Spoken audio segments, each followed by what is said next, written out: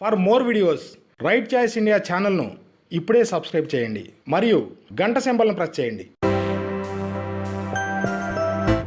Hello students, after APPSC group 1 prelims result చాలామంది అభ్యర్థులు నా దగ్గరకు వచ్చి, సార్ మేము టెస్ట్ సిరీస్ జాయిన్ అవ్వాలి, చాలా లేట్ అయిపోతుంది, ఆల్రెడీ రిజల్ట్స్ వచ్చి 2 వీక్స్ అయింది, అందరూ టెస్టులు రాసేస్తున్నారు, అందరూ ఆన్సర్లు రాసేస్తున్నారు, మేము రోజు డైలీ టెస్ట్ రాయాలి, వీక్లీ టెస్ట్ రాయాలి, సెక్షనల్ టెస్ట్ రాయాలి, ఫుల్ లెంగ్త్ టెస్ట్ రాయాలి, మంత్లీ టెస్ట్ రాయాలి, సబ్జెక్ట్ టెస్ట్ రాయాలి అని అడుగుతున్నారు.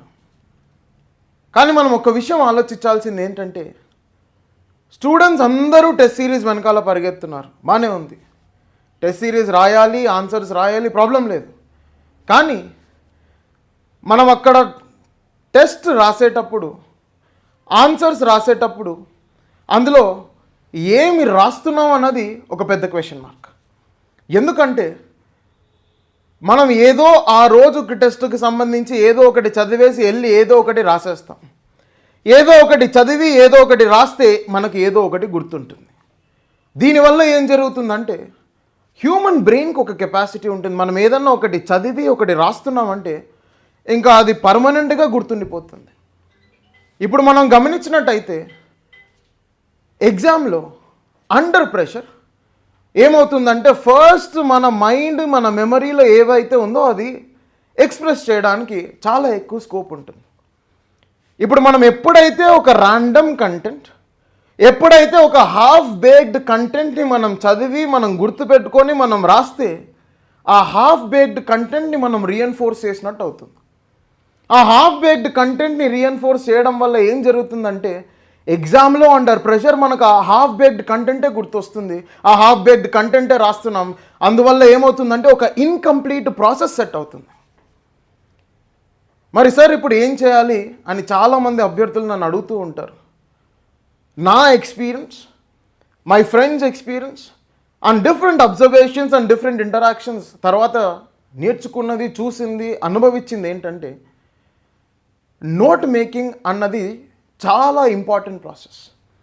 And note making is a pre requisite for answer writing. మనం ఏదన్నా ఒక ఆన్సర్ రాసే ముందు, మనం ఏదన్నా ఒక టెస్ట్ రాసే ముందు, మనం ఏదన్నా ఒక సెక్షనల్ టెస్ట్ అటెంప్ట్ చేసే ముందు, మనం ఏదన్నా క్వశ్చన్కి ఆన్సర్ రాసే ముందు మన దగ్గర ఆ టాపిక్కి సంబంధించి నోట్స్ ఉందా లేదా అన్న క్వశ్చన్ చాలామంది అభ్యర్థుల దగ్గర వాటికి ఆన్సర్ దొరకదు. ఇప్పుడు నువ్వు గమనించాల్సింది ఏంటంటే, there is a rat race where people are running behind writing answers, but you have to understand that writing an answer in UPSC is different from writing an answer in APPSC group 1. ఎందుకంటే APPSC group 1లో మనం answers రాసేటప్పుడు లేదా వాళ్ళు అడిగిన questions nature చూస్తే, all of the questions that are asked in APPSC group 1 are directly from the syllabus. Already మన APPSC group 1కి సంబంధించిన సిలబస్ చాలా ఎలాబొరేటివ్గా ఉంది. ఆ ఎలాబొరేటివ్ సిలబస్ నుంచి క్వశ్చన్స్ పిక్ చేసుకొని they are directly being asked. అంటే ఆ ఎలిమెంట్ ఆఫ్ సబ్జెక్టివిటీ మనకి ఏపీపీఎస్సీ గ్రూప్ 1 మెయిన్స్లో లేదు. All set and done.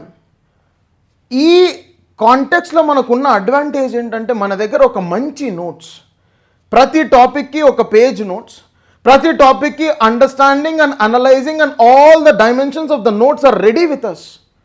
All that we will have to do in answer writing is contextualise our notes there, value add our notes there, and we should be able to express the content in our notes with respect to that particular topic when we're writing an answer.